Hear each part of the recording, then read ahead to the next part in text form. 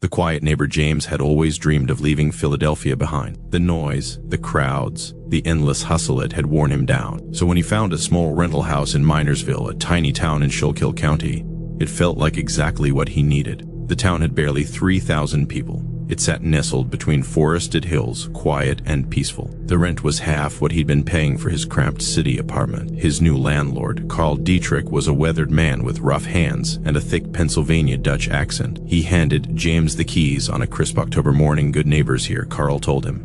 "People look out for each other." James believed him. After 32 years of city life, where nobody knew their neighbors, the promise of community sounded wonderful. The house was small but nice, a 2-bedroom Cape Cod with white siding and black shutters that needed a fresh coat of paint. It sat on Elm Street, a quiet block where kids rode bikes and elderly couples walked their dogs in the evenings. James spent his first week unpacking boxes and getting used to small-town life. He worked from home as a software developer, so his days were spent at his computer while the town moved slowly around him. He found comfort in the routine. The mail carrier waved every afternoon at 2:15. The high school marching band practiced on Wednesday evenings. Everything felt peaceful. On his third day, his neighbor knocked on his door. Mrs. Helen Kowalski was 74 years old, she told him proudly. She had silver hair pulled back in a neat bun and wore floral dresses that looked like they came from another era. She brought him a homemade apple pie, still warm from the oven. "Thought you might like something sweet," she said with a kind smile. James invited her in for coffee. They sat at his kitchen table while she asked about his life, where he came from, what he did for work, why he'd moved to Minersville. James found himself opening up. He told her about his recent divorce, about the debts it had left him with, about wanting peace and simplicity. Mrs. Kowalski listened with what seemed like genuine care, patting his hand and telling him he'd made the right choice. When she left an hour later, James felt certain he'd found exactly what he'd been looking for. Over the next few weeks, a friendship developed. Mrs. Kowalski would bring him dinner 2 or 3 times a week. "I cook too much for one person," she'd say. "Hate to see it go to waste." In return, James would help her carry groceries or take out her trash, small favors that seemed fair for her generosity. She told him stories about Minersville, about the coal mining history that had built the town, about the families who'd lived there for generations. She spoke about her late husband Walter, who'd worked in the mines for 40 years before black lung disease killed him in 1998. James listened, genuinely interested in the history she shared so freely. It was mid-November when James first noticed something odd. His home office was in the 2nd bedroom, facing Mrs. Kowalski's property. His desk sat by the window where the afternoon light was best for working. From there, he began to see a pattern. People visited Mrs. Kowalski's house at strange hours, usually after dark. They always parked in her detached garage, never on the street. The visitors never stayed long, 15 or 20 minutes at most, and they always left carrying large canvas bags or boxes. James told himself it was none of his business. Maybe Mrs. Kowalski ran some kind of home business. Maybe she hosted card games for other seniors. But as November turned to December, the traffic increased, and the explanations became harder to believe. James started writing down license plate numbers. Not because he suspected anything criminal, he told himself, just because he'd always been someone who noticed patterns. The vehicles came from all over eastern Pennsylvania, Reading, Allentown, Harrisburg, even a few from New Jersey. None of the visitors looked like elderly card players. They were younger, mostly men, with hard expressions and cold eyes. The first real warning came on a Tuesday evening in mid-December. James was coming home from the grocery store when he saw Mrs. Kowalski in her driveway, talking to a man who towered over her small frame. Even from 30 feet away, James could see the tension between them. Their voices were low but sharp. As James got out of his car with his grocery bags, the man turned toward him. James found himself staring into eyes that held no warmth whatsoever. Mrs. Kowalski quickly stepped between them. Her usual cheerful smile snapped back into place like a mask. "Hello, James," she called out, then gently guided the man toward her garage. The man looked back once before disappearing inside. James felt a cold knot form in his stomach. That night, James couldn't sleep. He lay in bed, listening to the wind rattle his windows, thinking about that man's face, about the bags and boxes, about the increasing number of visitors. At 3 in the morning, he finally admitted what he'd been avoiding for weeks. Something illegal was happening next door. The question was what, and what he should do about it. Mrs. Kowalski had been nothing but kind to him. She'd welcomed him when he was lonely. The idea of betraying that kindness felt wrong, but ignoring criminal activity felt equally wrong. He decided to gather more information before making any decision. Over the next week, James started taking walks at different times, day and night. He always carried his phone, ready to take photos. He photographed license plates, recorded arrival and departure times, looked for patterns. What he discovered surprised him. The operation was organized. Visitors came in shifts, never overlapping, always punctual. Mrs. Kowalski ran things with the precision of someone who'd been doing it for years. On December 22nd, James finally saw something concrete. A visitor had parked carelessly, leaving his car partially blocking the sidewalk. When he came out of Mrs. Kowalski's garage carrying his canvas bag, the fabric shifted. James, standing 50 feet away, pretending to check his mailbox, saw clear plastic packages filled with white powder inside the bag. His hand shook as he walked back to his house. Mrs. Kowalski wasn't running a card game. She was dealing drugs, and from the amount of traffic, she'd been doing it for a very long time. James spent Christmas Eve alone, wrestling with his conscience. He sat in his house, trying to reconcile the kind woman who'd befriended him with the criminal enterprise operating 30 feet from his bedroom. He thought about calling the police anonymously, about packing up and leaving, about confronting Mrs. Kowalski directly. Each option carried risks he didn't want to face. The decision was made for him on December 26th. Someone knocked on his door at 9 in the evening. When James opened it, Mrs. Kowalski stood on his porch. But the warm grandmother figure was gone. In her place stood someone cold and calculating. With empty eyes, she didn't wait for an invitation. She pushed past him into his living room and closed the door.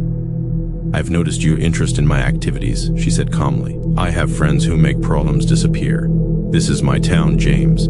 Has been for 40 years. Outsiders who don't mind their own business tend not to stay long." The words were delivered in the same gentle voice she'd used when offering him pie. Somehow that made them more terrifying. James stood frozen as she continued. She knew about his divorce, his debts, his lack of family nearby. She knew everything about him. Then her tone shifted slightly. "I like you, James. You seem smart. You understand how the world really works." She paused. "I'm going to make you an offer. You can work for me, keep track of inventory and schedules with that precision you've shown. The pay would be generous, much more than your software job." She let that sink in. "Or you can pack your things and leave Minersville within 48 hours. Never speak of what you've seen. Those are your only two options. There is no third choice that ends well for you." James's mouth was dry. "I need time to think." Mrs. Kowalski smiled and patted his cheek, just like she'd done when they first met. "You have until noon tomorrow to decide," she said. Then she left, closing the door gently behind her. James spent the night packing. By dawn, he had everything essential loaded in his car. But before he left, he did something that terrified him more than anything else in his life. He drove to the state police barracks in Pottsville, 15 miles away, and told them everything. He showed them his photographs, his notes, his documentation of months of activity. He told them about Mrs. Kowalski's threats and her offer. The troopers listened with expressions that said nothing surprised them anymore. "Leave Pennsylvania immediately," one told him. "Stay with friends or family far away while we build our case. Mrs. Kowalski has been suspected for years, but she's always been too careful. Your evidence, combined with our investigation, might finally be enough." James drove west that morning, his car packed with everything he owned for the second time in 6 months. He didn't stop until he reached his brother's house in Ohio, 400 miles from Minersville. He stayed there for 3 weeks, jumping at every unexpected sound, checking news websites obsessively for updates. The raid happened on January 15th. State and federal agents descended on Elm Street at dawn. They found over 30 kilograms of cocaine, plus methamphetamine and heroin. They also found detailed records of a distribution network that stretched across 4 states. Mrs. Kowalski was arrested along with 6 associates. The local news reported she'd been operating since the early 1980s, taking over the business after her husband died, expanding it far beyond what he'd built. James never went back to Minersville. His landlord let him break the lease, and friends packed up his remaining things and shipped them to Ohio. He eventually moved to Pittsburgh, where he found a new apartment and tried to rebuild his life once again. But the experience changed him in ways he was still discovering. He no longer trusted kindness at face value. He no longer believed in the innocence of small towns. And sometimes, late at night, he still thought about apple pie and wondered if any gesture of welcome could ever feel genuine again, rather than calculated. The price of doing the right thing, he learned, was the permanent loss of the person he'd been before. Some kinds of innocence, once shared, could never be recovered. The disappearance of Ella Whitmore. Ella Whitmore disappeared on October 14, 1987, from her family's farm outside Burdenhand, Lancaster County, Pennsylvania. She was 17 years old, a junior at Piquia Valley High School, and by all accounts a responsible young woman who helped her parents manage their 200-acre farm of corn and dairy cattle. The last confirmed sighting of Ella was around 7:30 that Wednesday evening. Her younger brother Samuel saw her walking toward the southern cornfield, carrying a flashlight. She never came back. By the time her parents realized she was missing 3 hours later, the autumn darkness had swallowed every trace of where she'd gone. The Whitmore family had lived on that land for 4 generations. Ella's great-grandfather bought the property in 1923, and each generation since had expanded the operation until it became one of the most productive farms in the region. The family was well respected in their community. Regular church attendees known for honest business dealings and helping neighbors during difficult harvests. Ella herself was described by friends and teachers as quiet but friendly, studious without being withdrawn. She volunteered at the local library and sang in the church choir every Sunday morning. The evening of her disappearance had been completely ordinary. The family finished dinner at 6:45. The same time they ate every weeknight. Ella's mother, Margaret, had prepared pot roast with potatoes and carrots. They sat together at the kitchen table discussing everyday matters. Samuel's upcoming science fiction project, repairs needed on the barn roof, the forecast predicting frost by the end of the week. After dinner, Ella washed the dishes while her mother dried and put them away, a routine they'd performed thousands of times. Her father, Robert, went out to the barn to check on a pregnant cow. Samuel went to his room to work on homework. Around 7:20, Ella told her mother she was going to walk down to the southern cornfield to check if the irrigation equipment had been turned off properly. Her father had been working in that field earlier and had mentioned at dinner that he might have left one of the valves open. Ella offered to check so her father wouldn't have to make the walk after his long day. Margaret thought nothing of it. The southern field was only a quarter-mile from the house, easily visible from the kitchen window during daylight. Ella had walked those fields alone hundreds of times throughout her childhood. Samuel was the last person to see his sister. His bedroom window faced south toward the cornfields. He told investigators he'd looked up from his textbook around 7:30 and seen Ella's flashlight beam moving along the dirt path that led to the southern field. He watched for maybe 30 seconds before returning to his homework. Nothing seemed unusual. The flashlight moved at a normal pace, not hurried or erratic. Everything appeared routine. When Ella hadn't returned by 9:00, Margaret began to worry. Robert had come in from the barn at 8:30 and assumed Ella was in her room studying. When Margaret went upstairs to check and found Ella's room empty, the bed still neatly made from that morning, they both went to Samuel's room to ask if he knew where his sister had gone. Samuel told them about seeing her walk toward the southern field. Robert immediately grabbed his flashlight and went out to find her. He found the irrigation valve properly closed. He found no sign of his daughter. He walked the entire perimeter of the cornfield, calling Ella's name into the darkness, hearing nothing but wind moving through the dried stalks. He checked the equipment shed, the storage building where they kept tools and fertilizer, even the old well house that hadn't been used since the 1950s. Nothing. By 10, Robert had called the Pennsylvania State Police. By 10:30, troopers arrived and began searching. By midnight, over 50 volunteers from the community had gathered with flashlights and began walking systematic grid patterns through the Whitmore property. They searched through the night and into the following day, expanding to neighboring farms, the wooded area that bordered the property to the east, and the small creek that ran through the valley half a mile away. On the second day of searching, a trooper found Ella's shoes at the edge of the southern cornfield. They were positioned neatly side by side on the dirt path, about 30 feet from where it entered the standing corn. They were her everyday sneakers, white canvas with blue laces. They showed no signs of struggle or disturbance. They had simply been removed and placed carefully on the ground, as if Ella had stopped walking, taken them off, and continued barefoot into the field. The discovery changed the investigation. Search dogs were brought in and given Ella's scent from clothing in her room. The dogs tracked to where the shoes had been found, then lost the trail entirely. It was as if Ella had vanished into thin air at that exact spot. Helicopters with thermal imaging equipment flew over the area. The cornfield was harvested early so investigators could search every inch of ground. Ponds on neighboring property were dragged. The creek was walked and re-walked by teams of volunteers. Nothing else belonging to Ella was ever found. The investigation consumed Lancaster County for months. Theories multiplied wildly. Some believed Ella had run away, perhaps pregnant or involved in a relationship her parents didn't know about. But friends at school insisted Ella hadn't been dating anyone. A search of her room revealed no hidden diary, no secret correspondence, no plane or bus tickets. Her savings account at the local bank contained $412 that was never touched. Others suggested she'd suffered some kind of mental break and wandered off in confusion. But Ella had no history of psychological problems, no recent trauma, no behavior that suggested instability. More sinister theories emerged as the investigation dragged on with no answers. Some speculated that a stranger had been hiding in the cornfield and abducted Ella when she walked past. But the shoes suggested otherwise. Victims of sudden abduction don't stop to remove their footwear and place it neatly on the ground. Others whispered about Ella's father, about possible abuse that might have driven her to flee or worse. Investigators examined Robert Whitmore's life thoroughly and found nothing suspicious. He had no criminal record, no reports of domestic violence, no financial problems. Friends and family insisted he was a devoted father, devastated by his daughter's disappearance. As 1987 turned to 1988, the active search was scaled back. The case remained open, the file growing thick with witness statements and search reports and theories that led nowhere. The Whitmore family continued to hope. They kept Ella's room exactly as she'd left it. They appeared on local news programs, pleading for information.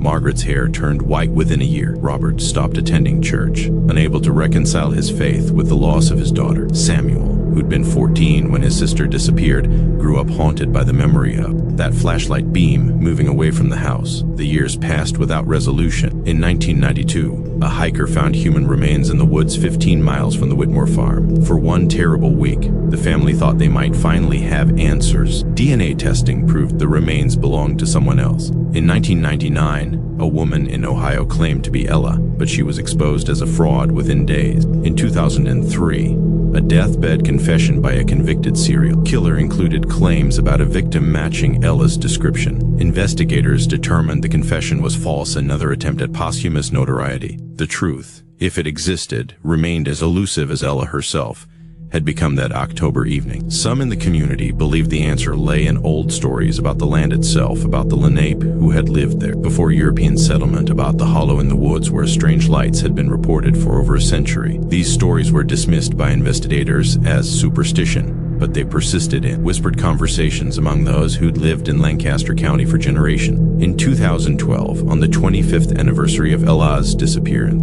a journalist from Philadelphia wrote a long feature article about the case. It included interviews with Ella's former classmates, now in their 40s, who spoke about the shadow the disappearance had cast over their entire high school experience. It included an interview with Samuel Whitmore, then 39 and worked as an engineer in Pittsburgh, who said he still sometimes dreamed about that flashlight beam and wondered what would have happened if he'd called out to his sister or gone with her to the field. Margaret Whitmore died in 2008. Her last words were reportedly a request that someone please find her daughter and bring her home. Robert lived until 2015, spending his final years sitting on the farmhouse porch, staring at the southern field where his daughter had last been seen. He never sold the property, never moved away, never stopped waiting for an answer that never came.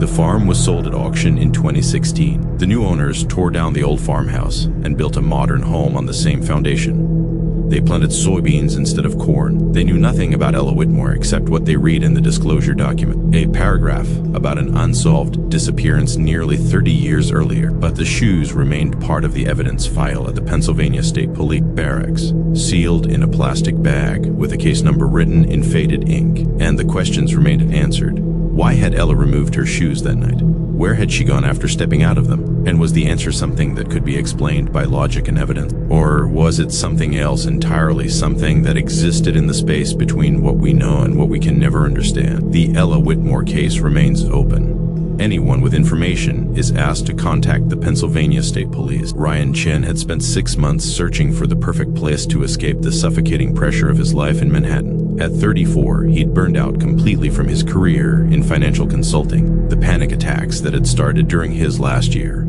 at the firm convinced him that a drastic change was necessary. When he found the listing for a 3-bedroom house in Tobyhanna, Pennsylvania, deep in the Pocono Mountains, he thought he'd discovered exactly what he needed. The price was impossibly low, $47,000 for a property that should have been worth at least 3 times that. The listing agent, a woman named Patricia Moss, who spoke with a thick local accent, explained that the house had been in foreclosure and the bank was eager to move it quickly. Ryan, who had enough savings to buy the property outright, made an offer the same day he saw the photographs. The house sat at the end of a gravel road that wound through dense hemlock and pine forest. The nearest neighbor was half a mile away, and the small town center of Tabiha was a 15-minute drive down the mountain. The property sat on nearly 3 acres of wooded land, with a small creek running along the eastern boundary. The house had been built in 1974, a split-level design with dark wood paneling and orange shag carpet that screamed of its era, but the bones were solid. The roof was relatively new,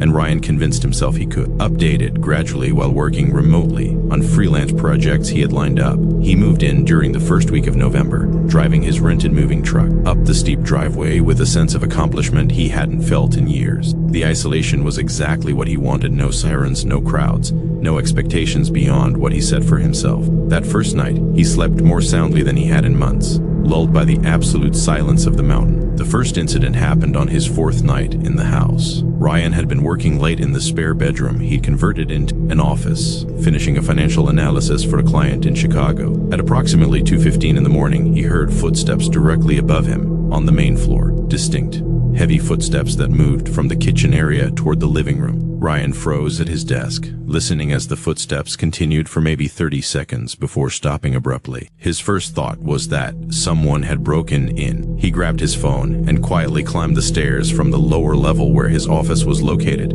The main floor was empty. Every door and window remained locked, exactly as he'd left them. Ryan searched every room, checked every closet, even went outside with a flashlight to examine the exterior for signs of forced entry. Nothing. He convinced himself he'd heard the house settling old timbers adjusting to temperature changes, the kind of sounds every old house made, but seemed amplified in the silence of the mountains. But the footsteps returned the next night at approximately the same time, and the night after that. Always between 2 and 2:30 in the morning, always following the same path from kitchen to living room. Ryan began staying awake to listen for them. He started noticing odd details that troubled him. The footsteps seemed to have a rhythm, a deliberate quality that didn't match random settling noises, and they always stopped in exactly the same spot, right in front of the stone fireplace that dominated the living room's east wall. On the 8th night, Ryan set up his laptop to record audio while he slept. The next morning, he listened back to the file and heard the footstep clearly captured, along with something else that made his skin crawl. After the footsteps stopped, there was a faint scraping sound, like something being dragged across the floor. Then what might have been a voice. The audio quality was too poor to make out words, but the cadence was unmistakably human speech. Ryan spent that morning researching the house's history. County records showed the property had changed hands 4 times since 1974. The original owners, a couple named Douglas and Patricia Harris, had lived there for 12 years before selling in 1986. The next owners, the Kowalski family, had stayed only 18 months before moving. The third owners, Vincent and Sarah Torres, had owned the property for 6 years but hadn't lived there for the final 3 years, instead renting it out before finally selling in 2004. The most recent owner before foreclosure was listed as David Brennan, a single man who'd purchased the house in 2004 and defaulted on his mortgage in 2023. Ryan tried to find contact information for any of the previous owners but had no success with internet searches. The Harrises would be in their 70s or 80s if they were still alive. The others had apparently left no digital footprint he could follow. He considered contacting Patricia Moss to ask about the house's history, but worried that bringing up strange occurrences would make him look foolish or mentally unstable. The phenomena escalated on November 19th. Ryan came home from a supply run to find every cabinet door in the kitchen standing open. He was certain he'd closed them before leaving. On November 21st, he woke to find someone had rearranged the books on his living room shelf, organizing them by color rather than the author order he'd established. On November 24th, he discovered the furniture in his bedroom had been moved several inches, creating a clear path from the door to the window. Ryan stopped sleeping properly. He'd lie awake listening for sounds, documenting everything in a notebook, trying to find rational explanation. He checked for carbon monoxide and found nothing. He examined the possibility of animals in the walls or attic and found no evidence. He even considered that he might be experiencing a psychological break, that the stress of his old life had damaged something fundamental in his mind. But the audio recordings didn't lie. The footsteps were real, captured by technology that had no reason to hallucinate. On December 1st, Ryan decided to examine the area where the footsteps always stopped. The fireplace was massive, built from river stone, and rising 16 feet to the cathedral ceiling. The hearth extended 4 feet into the room, creating a broad platform of slate tile. Ryan got down on his hands and knees and examined every inch of it, running his fingers along the grout lines, pressing on stones to see if any were loose. In the far right corner, where the hearth met the wall, he found something that didn't belong. A small symbol carved into the grout between 2 slate tiles, barely visible unless you were looking for it. The symbol resembled a circle with 3 lines radiating from the center. Primitive and deliberate. Ryan took photographs and searched online for similar symbols. He eventually found matches on websites about folk magic and protective sigils.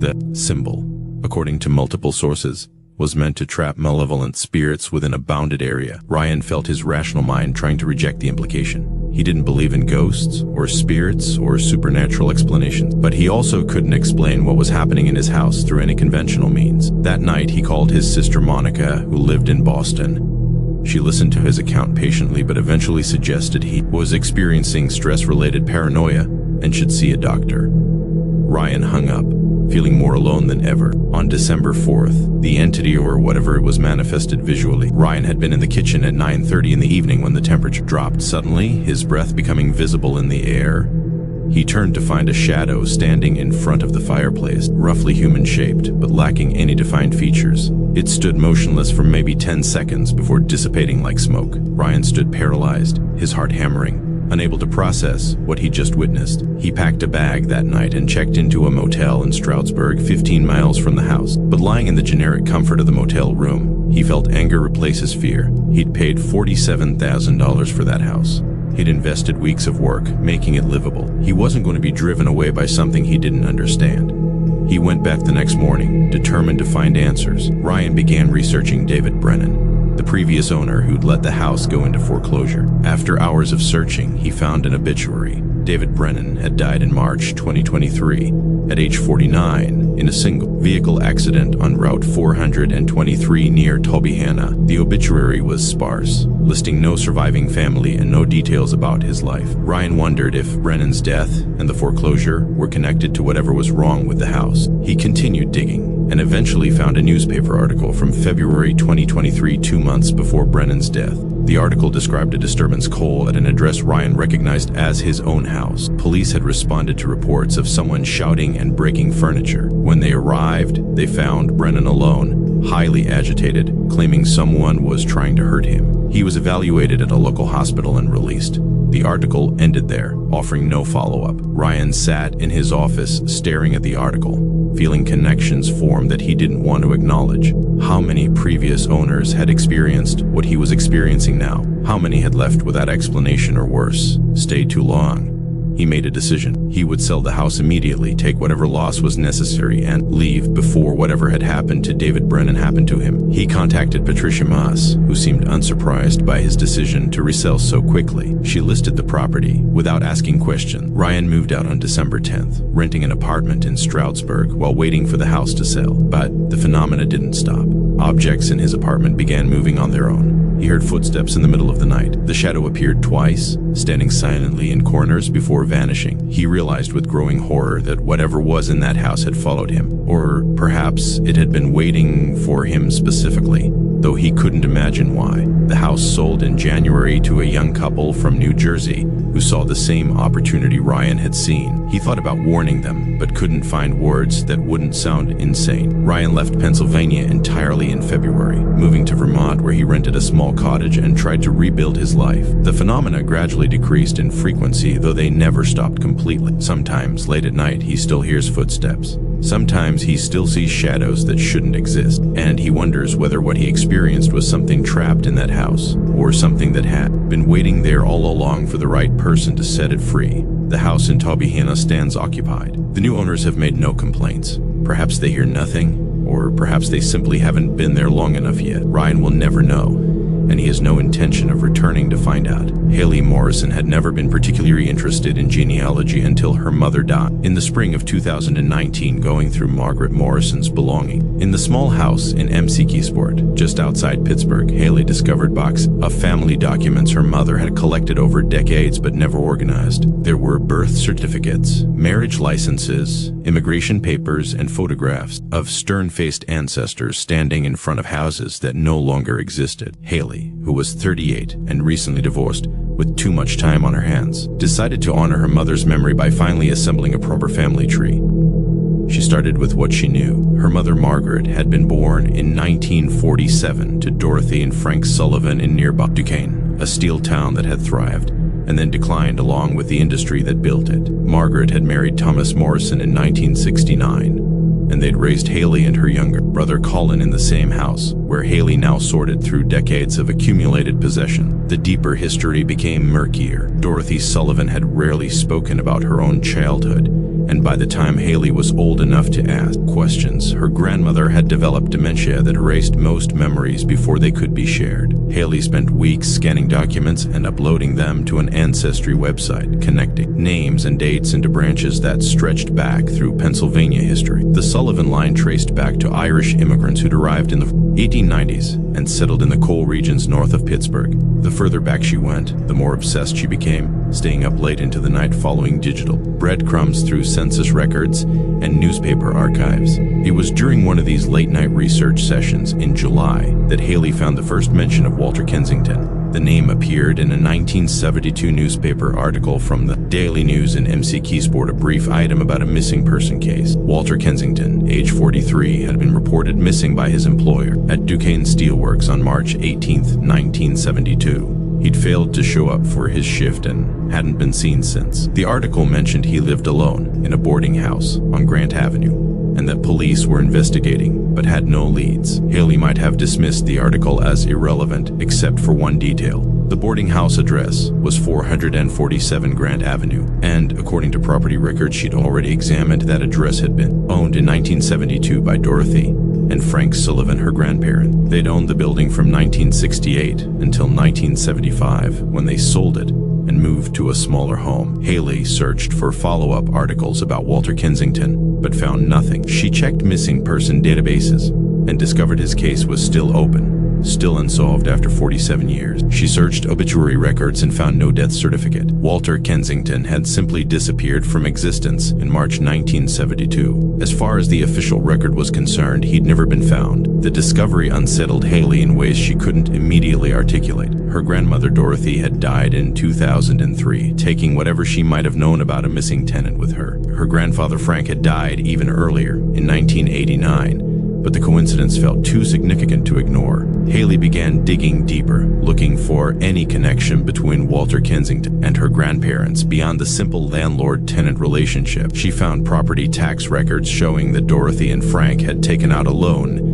in April 1972, just 1 month after Kensington disappeared, to renovate the boarding house basement. She found a brief mention in a local history book about Grant Avenue, which noted that 447 had been converted from a boarding house to apartments in 1973. She found a photograph in her mother's belongings, unlabeled and undated, showing her grandfather Frank standing in what appeared to be a basement, with concrete dust covering his clothes and a grim expression on his face. Haley's brother Colin, when she called him in Denver where he'd moved for work, told her she was inventing connections where none existed. Plenty of tenants had probably lived in that boarding house over the years. The fact that one had gone missing was tragic but not sinister. The loan for basement renovation was probably unrelated. Haley wanted to believe him, but something about the timeline bothered her. Every piece of information she uncovered seemed to point toward March 1972 as a pivotal moment in her grandparents' lives. She decided to visit the building at 447 Grant Avenue. It still stood, though the neighborhood had deteriorated significantly since her grandparents' era. The structure was a 3-story brick building that had been divided into 6 apartments, now managed by a property company based in Pittsburgh. Haley explained to the current manager that her grandparents had once owned the building and that she was researching family history. The manager, A tired-looking woman named Sandra Costa gave her permission to look around the common area, but said the apartments themselves were occupied and she couldn't allow access without tenant permission. Haley examined the basement, which had been converted into a laundry facility and storage area. The concrete floor looked relatively new, or at least newer than the 1920s construction date of the building. The walls were exposed brick painted white, with newer electrical wiring running along the surface rather than through the walls. Haley found herself examining every inch of that floor, looking for irregularities, for seams that might suggest something had been buried and then covered. She felt ridiculous doing it. She was a 38-year-old accountant crawling around a basement with a flashlight, acting out a crime drama that existed only in her imagination. But she couldn't shake the feeling that Walter Kensington hadn't simply walked away from his life. In March 1972, he disappeared from a building her grandparents owned, and 1 month later they'd renovated the basement. Haley spent the next 2 months tracking down anyone who might have known her grandparents during that period. She found 3 former neighbors still living in MC Keysport, all in their 80s now, all with memories that had grown fuzzy with time. One woman, Edith Kowalski, remembered Dorothy Sullivan as a nervous woman who'd become more withdrawn after 1972. Another neighbor, Joseph Marks, remembered that Frank Sullivan had done the basement renovation himself rather than hiring contractors, which had seemed odd for such an extensive project. The third neighbor, Catherine Wu, didn't remember the Sullivans at all, but recalled hearing rumors in the 1970s about problems at the boarding house on Grant Avenue. In September, Haley hired a private investigator named Marcus Webb, who specialized in cold cases. She gave him everything she'd found and asked him to determine whether her suspicions had any foundation in reality. Webb, a former Pittsburgh police detective, took 2 weeks to compile his report. When he called Haley to discuss his findings, his tone was careful and professional, but she heard the underlying concern. Webb had discovered that Walter Kensington had no living relatives and no close friends. He'd been a solitary man who worked at the steel mill and spent his evenings alone in his boarding house room. But Webb had found something else. He'd located the original police report from 1972, which had been filed by Kensington's supervisor at the mill. According to the report, Kensington had told a coworker on March 17, 1972, that he was planning to confront his landlord about unpaid repairs and potentially illegal building code violation. He'd specifically mentioned the basement, which he claimed was being used for purposes that violated zoning laws. Webb had also discovered that Frank Sullivan had been interviewed by police during the missing person investigation, but the interview notes were minimal. Frank had stated that Kensington had paid his rent through the end of March, had packed up his belongings, and had left without notice. Frank claimed to have no knowledge of where Kensington might have gone. The police had apparently accepted this explanation and closed the investigation after determining that Kensington was an adult who had the right to disappear if he chose to. But Webb had found one more detail that made Haley's hands tremble as she held the phone. In June 1972, 3 months after Kensington's disappearance, a worker at the steel mill named Raymond Torres had filed a police report claiming that Frank Sullivan had threatened him. According to Torres, Sullivan had approached him in a bar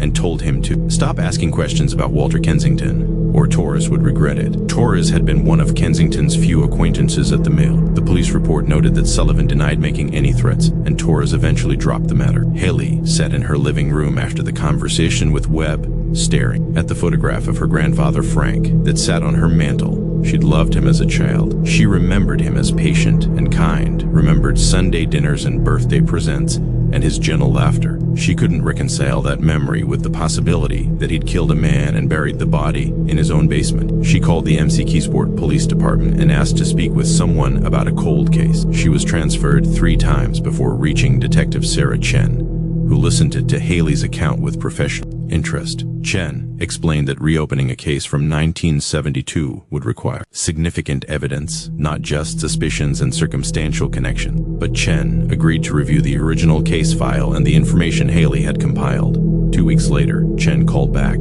The department had decided to pursue the case further. They had obtained a warrant to use ground-penetrating radar in the basement of 447 Grant Avenue. The scan had revealed an anomaly beneath the concrete floor, an area approximately 6 feet long and 3 feet wide, where the soil density differed from the surrounding area. They were seeking permission from the current building owner to excavate. Haley received the call on a Tuesday in November. Investigators had broken through the concrete in the southeastern corner of the basement and found human remains wrapped in plastic sheeting and buried approximately 4 feet below the surface. Dental records would take time to confirm, but the remains appeared to be those of an adult male, and the decomposition was consistent with burial in the early 1970s. The confirmation came 3 weeks later. The remains were Walter Kensington. He'd been killed by blunt force trauma to the head, then buried in the basement of the building where he'd lived. The investigation had been reopened as a homicide, though, with both Frank Dorothy Sullivan long dead. There would never be criminal charges or a trial. Haley learned additional details over the following months as the investigation continued. Detectives theorized that Frank Sullivan had confronted Kensington about his threat to report code violations, and that the confrontation had turned violent. Dorothy had likely helped cover up the crime, which explained the personality change her former neighbors had remembered. The basement renovation had been an attempt to permanently conceal the evidence. Haley arranged for Walter Kensington to be buried properly in a cemetery plot she purchased in MC Keysport. She attended the small funeral service along with Detective Chen and Marcus Webb. There were no other mourners. Kensington had no family to speak for him, no one to remember his life beyond the tragic way it had ended. The story made regional news briefly. Haley declined interview requests, unable to articulate the complex emotions she felt. She'd solved a 47-year-old mystery and given a missing man a proper burial, but she'd also destroyed her image of her grandparents and her understanding of her own family history. She thought about her mother, Margaret, who must have known or at least suspected something about what her parents had done. She thought about all the family dinners where this terrible secret had sat at the table, alongside ordinary conversations about weather and work and everyday concerns. Haley stopped working on the family tree. She boxed up the genealogy documents and stored them in her garage, unable to continue tracing a history that now felt contaminated by violence and lies.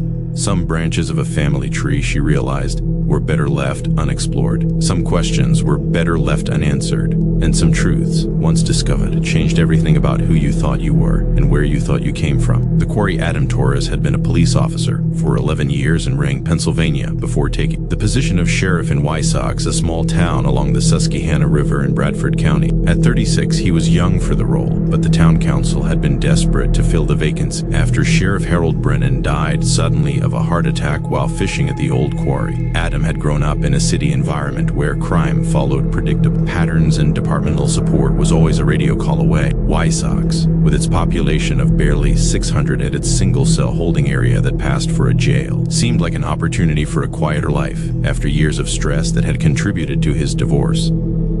He arrived in August 2018, moving his belongings into the small apartment above the hardware store on Main Street. The town welcomed him with cautious politeness, the kind of reception given to all outsiders in communities where families had known each other for generations. The mayor, a man named Richard Davidson, who also ran the only gas station in town, gave Adam a tour of the town's facilities and explained that his main duties would involve responding to domestic disputes, checking on elderly residents during harsh weather, and occasionally dealing with teenagers who thought abandoned buildings made good places to drink beer. But Davidson had also mentioned the quarry. He'd done it almost casually while they drove past the access road that led east toward the Susquehanna. He'd told Adam that locals didn't go near the quarry anymore, that it had been fenced off years ago, and that Adam should discourage any curiosity seekers or urban explorers who might want to investigate. When Adam asked why, Davidson had simply said there'd been accidents there, that it was dangerous, and that everyone in Wysox knew to stay away. Adam had let the subject drop at the time, but the comment stayed with him. During his first month, he noticed that people avoided, even looking in the direction of the quarry access road. When he mentioned it to the woman who ran the diner on Main Street, a pleasant grandmother named Carol Henderson,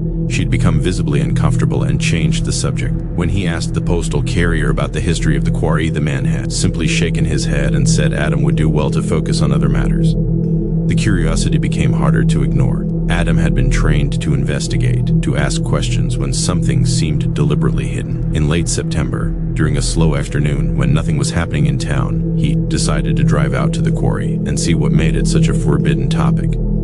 The access road was indeed gated and chained, with multiple no trespassing signs warning of dangerous conditions, but the gate was old, and the chain had rusted enough that Adam was able to force it open with minimal effort. He drove his patrol vehicle down the overgrown dirt road for approximately half a mile before it opened into a clearing where the quarry sat like a wound in the landscape. The quarry had been a limestone operation, according to records Adam had reviewed at the County Historical Society. It had operated from 1947 until 1983, providing material for construction projects throughout the region. After it closed, it had been abandoned, the equipment removed, but the excavation left as a massive hole, roughly 200 feet across and 60 feet deep. Rainwater had filled the bottom, creating a dark pool that reflected the surrounding trees like a mirror. Adam parked and walked to the edge, looking down at the water. The sides of the quarry were steep and showed signs of erosion. He could understand why it would be dangerous, why children would need to be kept away. But that didn't explain the level of avoidance he'd witnessed, the way people refused to even discuss it. He was about to leave when he noticed something unusual. Along the western edge of the quarry, partially hidden by undergrowth, were several wooden crosses. They were simple constructions, weathered by years of exposure, some leaning at angles where the ground had shifted. Adam counted 7 of them, all unmarked, all positioned as if marking graves, though there was no evidence of burial. Adam photographed the crosses and returned to town with more questions than answers. That evening, he visited Mayor Davidson at his home, a tidy ranch house on Elm Street. Davidson seemed unsurprised by Adam's visit and invited him inside with resignation rather than hospitality. Davidson explained that the crosses marked the spots where 7 workers had died during the quarry's operation. 3 had died in a 1952 accident when a wall collapsed. 2 had died in a 1968 explosion caused by faulty equipment. 2 more had died in separate incidents in the late 1970s. The quarry had developed a reputation for being cursed, and workers had become increasingly reluctant to take jobs there. The closure in 1983 had been as much about labor shortages as economic factors. Adam asked why the bodies hadn't been moved to proper cemeteries. Davidson looked uncomfortable and explained that the bodies had never been recovered. The 1952 collapse had buried the men under tons of rock that would have been too expensive to excavate. The explosion had been so violent that remains couldn't be completely collected. The other deaths had involved workers falling into machinery or unstable ground, giving way situations where recovery was deemed too dangerous or impossible. Adam asked why the community hadn't at least erected proper memorials. Davidson had no good answer for that, eventually admitting that people in Wysox preferred to forget about the quarry entirely, that discussing it brought bad luck, that some things were better left alone. Over the following weeks, Adam began investigating the quarry deaths more thoroughly. He accessed old newspaper archives and found that reporting on the accidents had been minimal, just brief articles mentioning fatalities without detailed investigation. He found no records of inquests or safety reviews. The company that had operated the quarry, Susquehanna Materials Limited, had dissolved in 1984, and tracking down any surviving executives or workers proved difficult. But Adam did find 3 former quarry workers still living in the region. The first, a man named Eugene Porter, who now lived in Towanda, refused to speak with him at all, closing the door in Adam's face when he identified himself. The second, Raymond Walsh and Sire, agreed to talk but became evasive when Adam asked about the deaths. Walsh insisted the accidents had been legitimate, that quarry work was dangerous. The people died in industrial settings all the time. The third worker, a man named Vincent Kowalski, who lived in a nursing home in Elmira, New York, was more forthcoming. Kowalski was 86 years old and suffering from emphysema, his voice barely above a rasp. But what he told Adam changed everything. According to Kowalski, the deaths at the quarry hadn't been accidents, they'd been murders. Kowalski claimed that Susquehanna Materials had been owned by a man named Thomas Wickersham, who'd also controlled other businesses in Bradford County through various shell companies and partnerships. Wickersham had been involved in smuggling operations along the Susquehanna River, moving stolen goods and contraband through Pennsylvania, using the quarry as a distribution point. Workers who discovered what was happening or threatened to report it were eliminated, and their deaths staged as industrial accidents. The local authorities had been paid to accept the accident explanations without investigation. Kowalski had kept silent for decades out of fear, but now, dying in a nursing home far from Wysox, he felt the need to finally tell someone the truth. He gave Adam names, dates, and details about the smuggling operation. He described how bodies had been disposed of in ways that made recovery impossible. He explained that many people in Wysox had known or suspected what was happening but had said nothing because Wickersham had essentially owned the town through employment and strategic payments. Adam returned to Wysox with Kowalski's information and began discreetly checking property records and old business licenses. He found that Thomas Wickersham had indeed owned multiple multiple businesses in Bradford County during the 1950s through 1980s. He found that several current business owners and local officials were related to or have financial connections to Wickersham's operation. He began to understand that he'd stumbled into something the entire community had conspired to bury, along with the men in the quarry. He made the mistake of being too obvious in his investigation. Within 2 weeks of returning from Elmira, Adam began receiving warnings. Anonymous notes left on his patrol vehicle. Phone calls in the middle of the night with no one speaking on the other end. His apartment was broken into. While he was on patrol, nothing stolen, but everything searched. His belongings left in subtle disarray that was clearly intended as a message. Mayor Davidson called him into a meeting and told him directly that investigating the quarry wasn't in his job description, that he'd been hired to keep the peace in the present, not dig up the past. When Adam suggested that 7 murders shouldn't be ignored regardless of how much time had passed, Davidson told him that pursuing the matter would be bad for his career and possibly his health. Adam contacted the Pennsylvania State Police and requested to speak with someone about what he'd discovered. He was told that without physical evidence or living witnesses beyond Kowalski, who might not be considered reliable given his age and medical condition, there was little that could be done. The state police suggested Adam focus on his current duties and let historical matters remain historical, but Adam couldn't let it go. He drove back to the quarry with ground-penetrating radar equipment he'd borrowed from a contact in Reading. He spent 2 days scanning the area around the quarry, looking for anything that might provide physical evidence. He found several anomalies in the soil that could have been burial sites but would require excavation to confirm. The night after his second day at the quarry, 3 men came to his apartment. They didn't identify themselves, but Adam recognized one of them as the cousin of Mayor Davidson. They told him he had a choice. He could pack his belongings and leave Wysox by the end of the week, accepting a payment of $20,000 for his trouble and signing a non-disclosure agreement about his investigation, or he could stay and face consequences that weren't explicitly stated but clearly implied. Adam spent that night weighing his options. He could push forward, potentially exposing decades-old crimes but putting himself at serious risk in a town where he had no real allies and limited resources, or he could walk away, taking the payment and preserving his safety while letting the dead remain unmourned and their killers protected by time and conspiracy. He made his decision by morning. He packed his belongings, accepted the payment, and left Wysox before the week ended. He moved back to Reading and used the money to start over, eventually taking a job with a private security firm where the moral complications were less absolute. Vincent Kowalski died 3 months later, taking his testimony with him. The quarry remained fenced and forgotten. The crosses continued to mark the spots where men had died and been left without justice. Wysox continued as it always had, a quiet town along the river where everyone knew to mind their business and leave certain questions unasked. Adam tried to justify his decision to himself for months afterward, telling himself that some battles couldn't be won, that exposing corruption from decades past wouldn't bring the dead back, that survival sometimes required compromise. But late at night, when he couldn't sleep, he thought about those 7 crosses and wondered how many other small towns in Pennsylvania harbored similar secrets, buried in quarries and covered by collective silence, protected by the understanding that some truths were too dangerous to speak aloud. The roommate Nora Blackwell had been living with her roommate Stephanie Chen for 8 months. When Stephanie disappeared from their second-floor apartment in State College, Pennsylvania, they'd met through a roommate matching service affiliated with Penn State University, where Nora was pursuing a graduate degree in environmental science and Stephanie was working as a lab technician in the biology department. Their arrangement had been practical rather than deeply personal to young women sharing expenses in a college town where rent was inflated by student demand. But they developed what Nora believed was a comfortable friendship built on mutual respect and compatible schedules. The morning of November 7th, 2017,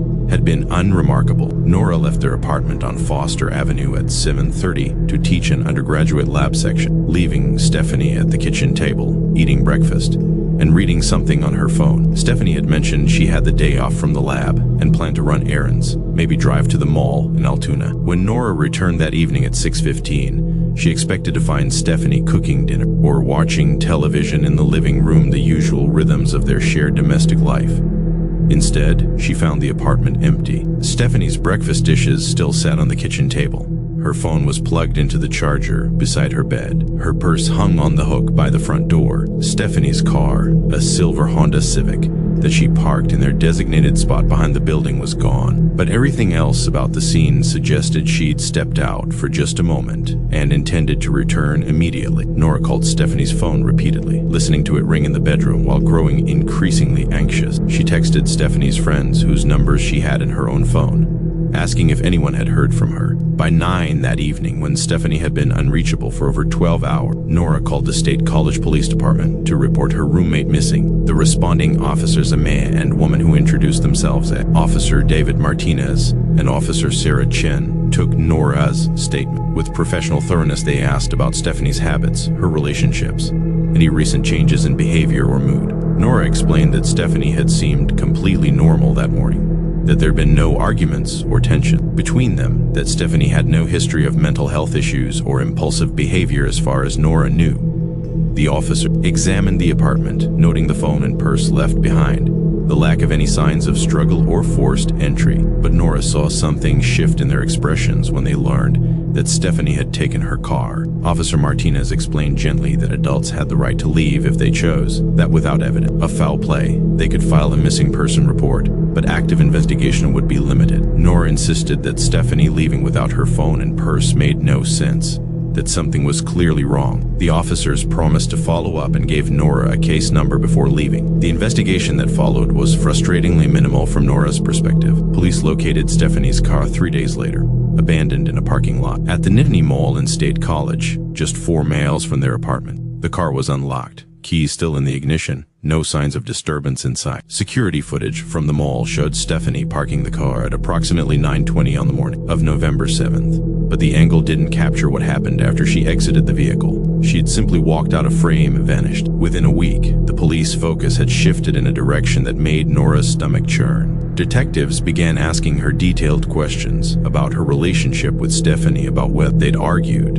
about what Nora had been doing during the hours when Stephanie disappeared. The questions were polite but pointed, and Nora realized with growing horror that she was being investigated as a potential suspect in what police clearly believed might be a homicide, despite the lack of any body or crime scene. The interrogations became more intense. Detectives questioned her about inconsistencies in her timeline, about why she hadn't called police sooner, about whether she and Stephanie had been romantically involved. They examined her phone records, her computer, her financial transactions. They interviewed her professors and friends, asking questions that made Nora sound suspicious rather than concerned. Local news picked up the story, and Nora found herself described in articles as the last person to see Stephanie Chen alive, a phrase that carried implicit accusation. Nora hired an attorney, a woman named Patricia Hernandez, who specialized in criminal defense. Hernandez advised Nora to stop speaking with police without legal representation present, to document everything she remembered about November 7th, and to prepare for the possibility of being charged despite the complete absence of evidence that any crime had occurred. The stress destroyed Nora's ability to focus on her graduate work. She stopped attending classes, stopped responding to emails, spent her days in the apartment that had become both crime scene and prison. But even as she struggled with being treated as a suspect, Nora couldn't stop thinking about Stephanie herself. Where had she gone? Why had she left her phone and purse? What had happened at the Nittany Mall that caused her to abandon her car? Nora began conducting her own investigation, driven partly by the need to clear her name, but mostly by genuine concern for the woman who'd shared her living space for 8 months. She started by going through Stephanie's belongings with permission from Stephanie's parents, who'd driven to State College from their home in New Jersey the week after the disappearance. What Nora found troubled her. Stephanie had kept a second phone hidden in her bedroom, an old model that wasn't connected to any served plan, but contained saved text messages from someone identified only as M. The messages suggest Stephanie had been involved in some kind of business arrangement, discussing packages and delivery, and payments in vague terms that could have been innocent, but felt deliberately obscure. Nora also found bank statements showing that Stephanie had been depositing large amounts of cash irregularly over the past 6 months, sometimes $2,000 or $3,000 at a time. Stephanie's salary at the university lab had been modest, around $30,000 annually, and the deposits didn't match any paycheck pattern. When Nora showed these findings to the police, They thanked her but seemed to treat the information as confirming their suspicion that something criminal had occurred and that Nora might have been involved. Desperate for answers, Nora began reaching out to Stephanie's co-workers at the biology lab. Most were reluctant to speak with her, aware that she was considered a suspect. But one lab assistant, a young man named Kevin Torres, eventually agreed to meet Nora for coffee off campus. Torres told her that Stephanie had been acting strangely for months before her disappearance, taking frequent, unexplained absences, receiving mysterious phone calls that made her visibly nervous. Torres suspected Stephanie had been involved in something illegal, but had no concrete evidence. Torres also mentioned that Stephanie had been dating someone casually, a man she'd met online but had been secretive about. Stephanie had mentioned the name Marcus once but had provided no other details. Nora searched through Stephanie's computer and found an online dating profile under a username that matched one Stephanie had used elsewhere. The messages revealed that Stephanie had indeed been seeing someone named Marcus Harris, and that their last communication had been on November 5th, 2 days before she disappeared. Nora brought this information to her attorney, who passed it to the police. Detectives located Marcus Harris, a 34-year-old construction worker living in Bellefonte. Harris voluntarily came in for questioning and admitted he'd been seeing Stephanie casually, but claimed he hadn't seen or heard from her after November 5th. He said they'd argued during their last meeting about Stephanie's reluctance to introduce him to her friends or make their relationship more serious. Police investigated Harris thoroughly but found no evidence connecting him to Stephanie's disappearance. As weeks turned to months, the case grew cold. Police had exhausted their immediate leads and had found no body, no crime scene, no witnesses to any act of violence. Nora remained under a cloud of suspicion but was never charged with any crime. She completed her semester poorly, her grades suffering from the constant stress. She considered leaving state college but felt trapped by the sense that leaving would make her look guilty. In March 2018, 4 months after Stephanie disappeared, Nora received an anonymous email to her university account. The message contained a single photograph showing Stephanie standing on a beach, somewhere tropical, very much alive, wearing sunglasses and casual clothes. The photo metadata showed it had been taken on February 14, 2018. The email included no text, no explanation, no return address that could be traced. Nora immediately forwarded the photo to police and to Stephanie's parents. The image was analyzed and determined to be authentic, not manipulated or fabricated, but investigators couldn't determine where the photo had been taken or who had sent it. Attempts to trace the email led nowhere, routed through multiple servers and VPN connections that obscured its origin. The photograph changed everything about the investigation. If Stephanie was alive as of February, then no murder had occurred, and Nora could possibly be responsible for a disappearance that was clearly voluntary. But it raised more questions than it answered. Why had Stephanie staged her own disappearance? Where was she now? Who had sent the photograph and why? Nora's attorney suggested that Stephanie had been involved in something criminal and had fled to avoid consequences. The cash deposits, the secret phone, the abandoned car all pointed to someone trying to disappear deliberately, rather than someone who'd been abducted or harmed. Police eventually closed the active investigation, reclassifying Stephanie's case as a voluntary missing person. But Stephanie's parents refused to accept that explanation. They insisted their daughter would never have abandoned her life without telling them, would never have put them through the agony of believing she might be dead. They hired private investigators who pursued leads around the country, followed rumors and possible sightings that never led to concrete results. Nora graduated with her master's degree in 2019 and moved to Oregon for a position with an environmental consulting firm. She left state college carrying the weight of an experience that had fundamentally changed how she understood trust and privacy. She thought often about the 8 months she'd spent living with Stephanie, about all the conversations and shared meals and ordinary moments of domestic life, and realized how little she'd actually known about the person sleeping in the room next to hers. Sometimes she wondered if Stephanie had planned her disappearance long before November 7th, if everything about their roommate relationship had been calculated to provide cover for whatever Stephanie was really doing. Other times she wondered if something had happened suddenly that forced Stephanie to run, if the person in that beach photograph was living in freedom or fear. the case remained officially unsolved. Anyone with information about Stephanie Chen's whereabouts was asked to contact the State College Police Department. But as years passed with no new developments, the case faded from public attention, becoming just another file in a cabinet full of people who'd chosen to vanish from their old lives and start again somewhere new for reasons known only to themselves. The town that forgets Tyler Brennan had taken the job as a technical writer for a small environmental consulting firm, specifically because it allowed him to work remotely from anywhere with reliable internet. At 29, he'd grown tired of Philadelphia's noise and expense.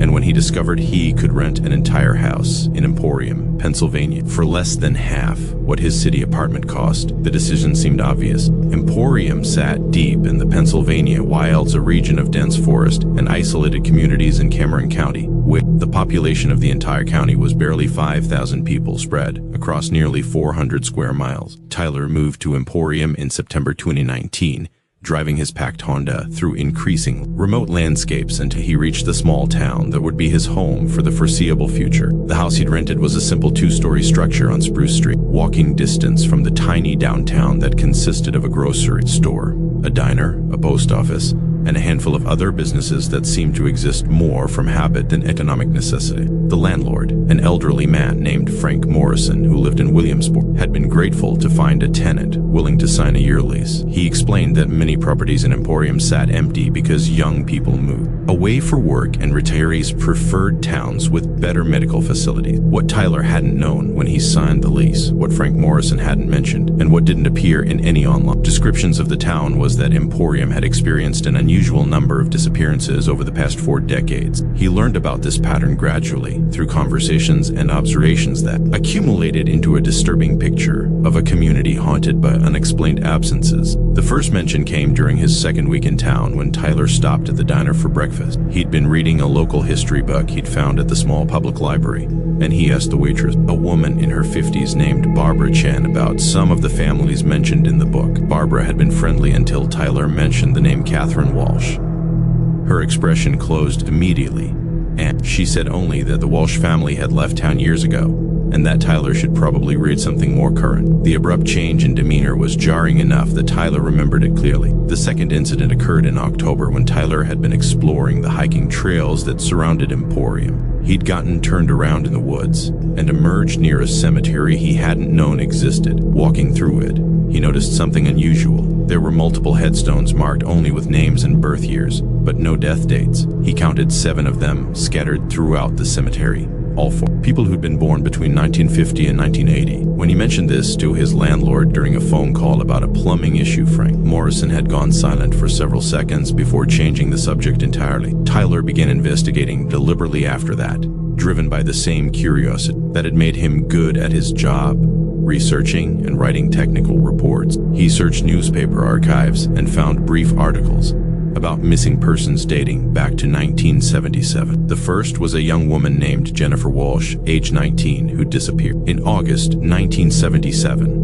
while walking home from her job at a lumber mill. The second was a man named David Torres, age 42, who'd vanished in 1983 after telling his wife he was going to check on some hunting equipment in the woods. The articles continued through the decades, roughly 1 disappearance every few years, always people who'd last been seen on the outskirts of town or in the surrounding forest. By November, Tyler had documented 17 cases spanning from 1977 to 2016. The most recent was a college student named Marcus Harris, who'd been visiting family in Emporium during Christmas break and had gone for a hike on December 27, 2016. He'd never returned, and despite extensive searches involving state police and volunteer searchers, no trace of him had ever been found. What made the pattern more disturbing was that none of the disappearances had generated significant media attention or ongoing investigation. Each case had been reported, searched briefly, and then quietly closed as unsolved. There were no task forces, no special investigations, no apparent recognition. That 17 people vanishing from a town of 1,500 residents over 40 years represented a statistical impossibility unless something systematic was occurring. Tyler tried to discuss his findings with people in town and encountered resistance that ranged from uncomfortable silence to outright hostility. The librarian, when asked about local history records, claimed that many documents had been lost in a flood years earlier. The owner of the grocery store, when Tyler casually mentioned the disappearances, suggested that Tyler might be happier living somewhere else if he was going to dwell on negative history. Even the local police chief, a man named Robert Daniels, who Tyler encountered at the post office, was dismissive when Tyler asked about the pattern, saying that people went missing in rural areas all the time, and that it wasn't as unusual as outsiders thought. The unified response troubled Tyler more than the disappearances themselves. It suggested not just ignorance, but active suppression of information, a community-wide agreement to avoid acknowledging what had been happening in their midst for decades. Tyler considered leaving, taking Frank Morrison up on the offer to break the lease early if he was unhappy, but something kept him investigating, a combination of stubbornness and genuine concern that people were being lost, and no one with authority seemed to care. In December, Tyler found something that changed the nature of his investigation. He'd been hiking one of the trails north of town, carrying his GPS and camera to document the area, when he noticed something unusual about the landscape. The trail followed an old logging road that went through dense hemlock forest. But at several points, Tyler noticed that the trees growing closest to the road were significantly younger than the surrounding forest. He examined the stumps of what had been cut and realized they'd been removed relatively recently, perhaps within the past 20 years. Following one of these paths of younger growth off the main trail, Tyler found a clearing that didn't appear on any map he'd consulted. In the center of the clearing was a structure partially collapsed and overgrown with vegetation that looked like it might have once been a small cabin or storage building. Tyler photographed everything and carefully explored the area, finding remnants of what appeared to be camping equipment, empty food containers with dates from various years, and something that made his blood run cold, a wallet containing identification for David Torres, the man who disappeared in 1983. Tyler took the wallet and hiked back to town immediately. He went straight to the police station where Chief Daniels was working, despite it being a Sunday afternoon. When Tyler showed him the wallet and explained where he'd found it, he expected interest or concern. Instead, Daniels looked at the wallet for a long moment, then looked at Tyler with an expression that was difficult to read. Daniels asked Tyler to show him exactly where he'd found the structure. Tyler agreed, and they drove together in the police cruiser to the trailhead. But when they hiked to where Tyler had been just hours earlier, the clearing was different. The collapsed structure was still there, but it had been cleared of debris. The camping equipment was gone, the food containers were gone, and when Daniels examined the wallet Tyler had found, he claimed the identification looked fake, that the photo quality was wrong for 1983, that someone was probably playing a prank. Tyler knew what he'd seen. He knew the wallet had been real. But standing in that clearing with Chief Daniels, who was now suggesting they should head back to town before dark, Tyler realized he'd crossed some invisible line. He'd found evidence of something that people in Emporium didn't want found, and his discovery had triggered a response that was both swift and thorough. That night, Tyler's house was broken into while he slept. Nothing was stolen, but his computer was gone, along with his external hard drive where he'd stored all his research about the disappearances. His phone, which he'd been charging in the kitchen, was smashed beyond repair. When he reported the break-in to police the next morning, a different officer took the report and promised to investigate. But Tyler knew nothing would come of it. He bought a new phone and spent the next week trying to recreate his research from memory and from online archives. But many of the newspaper articles he'd previously accessed were no longer available through the library's digital portal, and the librarian claimed she didn't know why they'd been removed from the database. Tyler received a visit from Frank Morrison in mid-December. The landlord, who'd never come to Emporium during Tyler's entire tenancy, arrived unannounced and suggested over coffee that Tyler might want to consider moving back to Philadelphia. The town's not for everyone, Morrison explained. Some people find the isolation unsettling. Morrison offered to return Tyler's full security deposit and waive the remaining months on the lease if Tyler agreed to leave by the end of the year. Tyler asked Morrison directly if he knew about the disappearances, if there was something happening in Emporium that people were covering up. Morrison stared at his coffee for a long time before answering. He said that some places had histories that outsiders didn't understand, that communities sometimes made choices about what to remember and what to forget, and that Tyler should be very careful about pushing too hard against doors that people wanted to keep closed. Tyler left Emporium on December 22nd, 2019. He packed everything he owned into his car and drove back to Philadelphia, where he moved into a cramped sublet and tried to resume the life he'd left 4 months earlier. But he couldn't stop thinking about the 17 people who'd vanished from that small town in the Pennsylvania wilds, about the community that had closed ranks around whatever truth explained their disappearances, about the wallet from 1983 that had been sitting in a collapsed structure for decades until someone made it disappear again within hours of its discovery. Tyler tried several times to interest journalists in the story, sending his research to reporters at regional newspapers and television stations. No one responded with more than polite acknowledgement. He contacted the Pennsylvania State Police and was told that, without new evidence or credible leads, cold cases from decades past couldn't be prioritized. He posted about his experiences on forums dedicated to unsolved mysteries and missing persons, but his accounts generated more skepticism than concern.